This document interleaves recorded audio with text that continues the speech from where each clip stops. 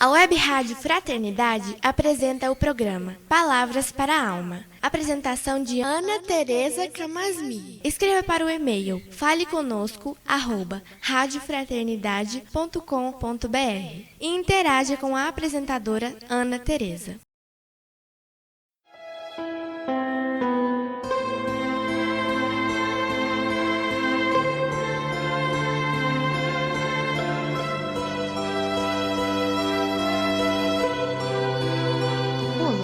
Amigos da Web Rádio Fraternidade.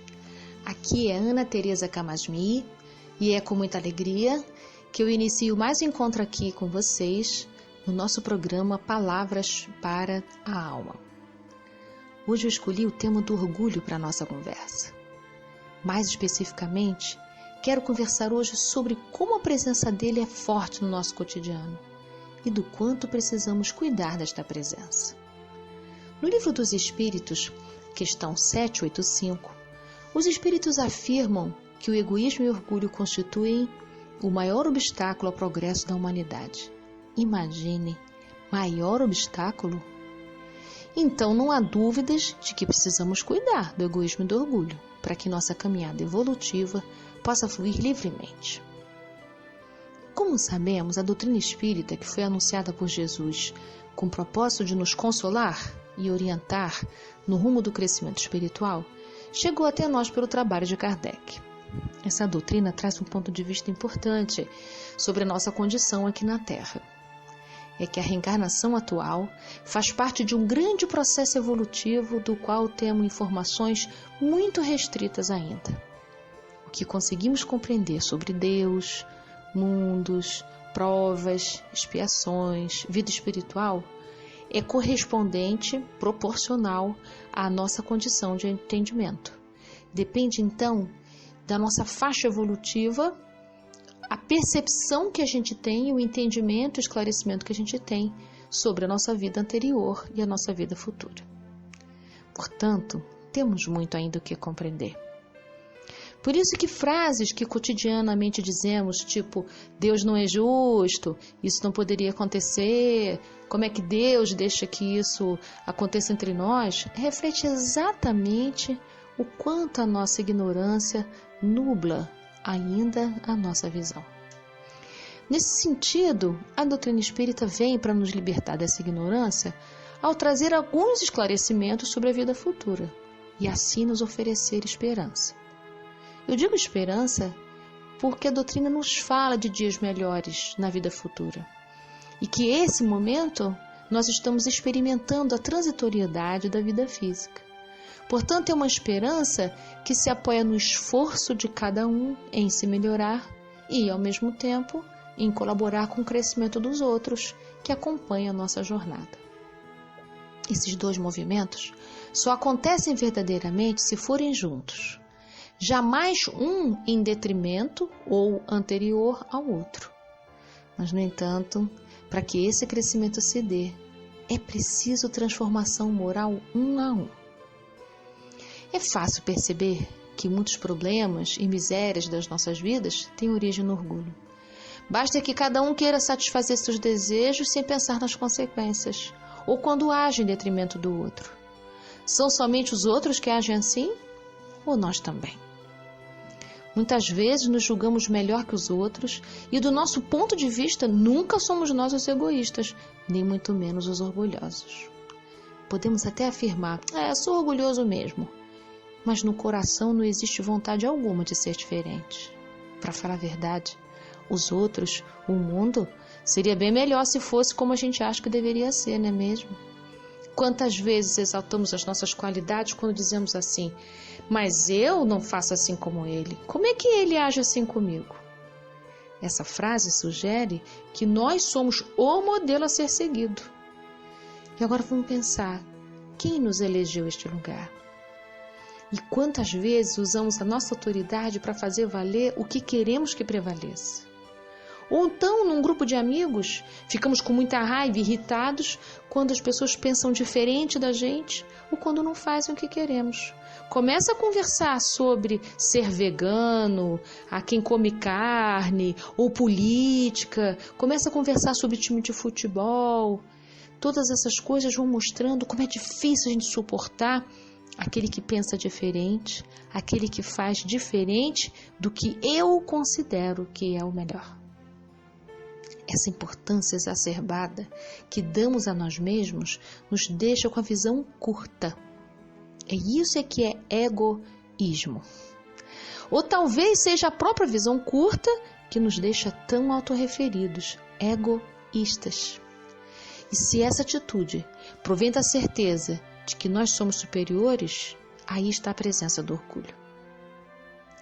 Mas de onde é que vem esse tal desse orgulho e do egoísmo? Seria Deus quem criou?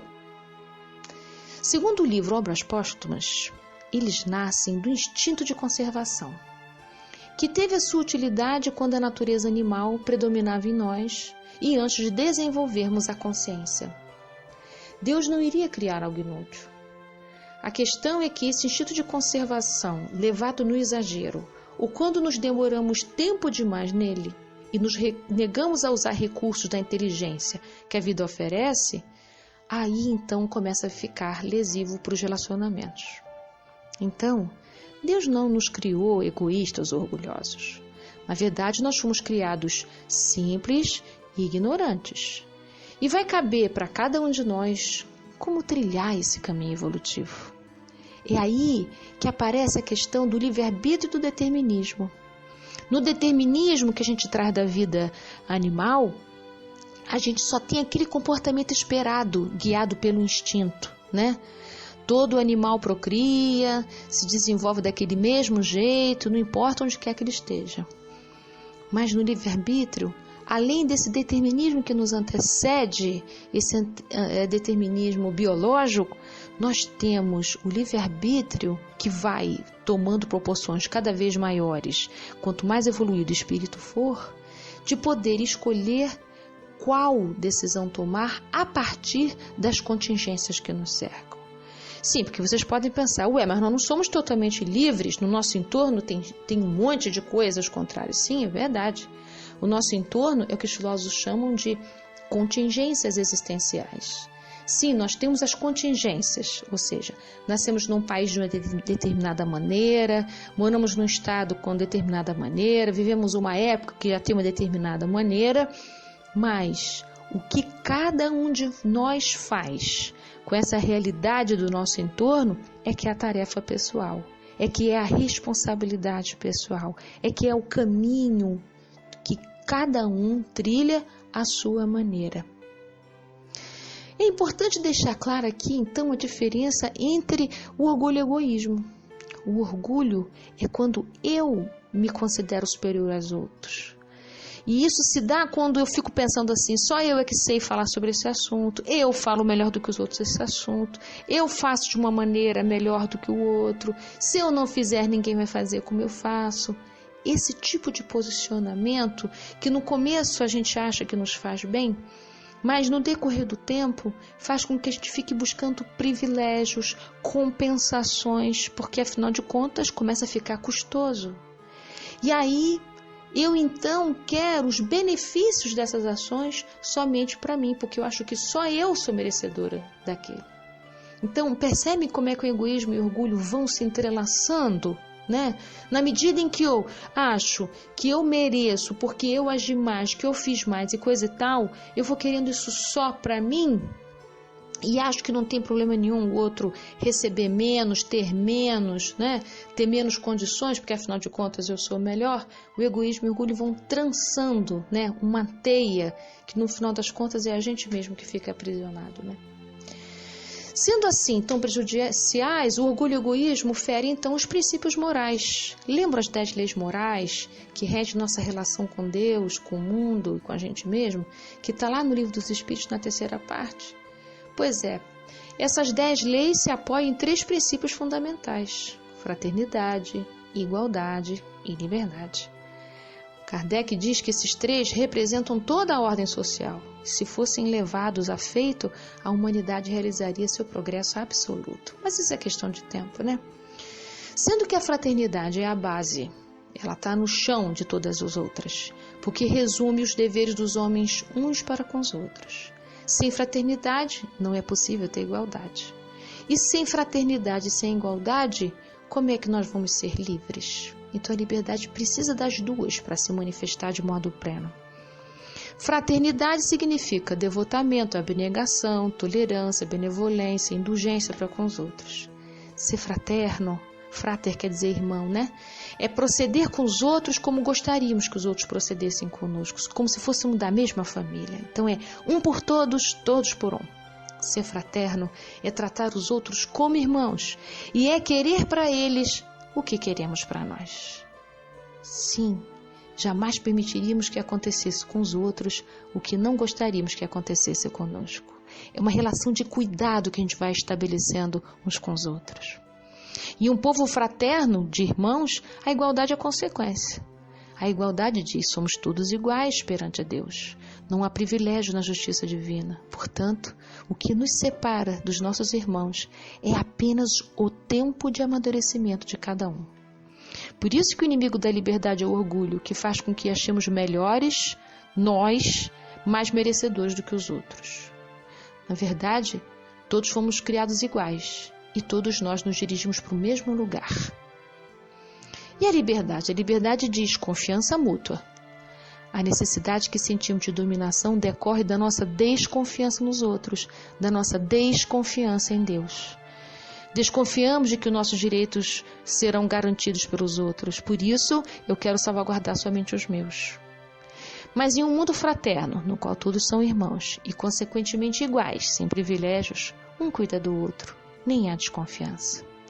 Assim, a liberdade não oferecerá perigo. Mas em um mundo no qual as pessoas ainda se sentem arrastadas pelo egoísmo e pelo orgulho, o que fazemos com a liberdade? Bem, a fim de que esses princípios, esses três, possam estar presentes em nossas ações, é importante começar e refletir, procurar em nosso coração as motivações ainda presentes para o orgulho e para o egoísmo, pois assim, com certeza, os sofrimentos decorrentes deles vão se transformar em aprendizado e evolução.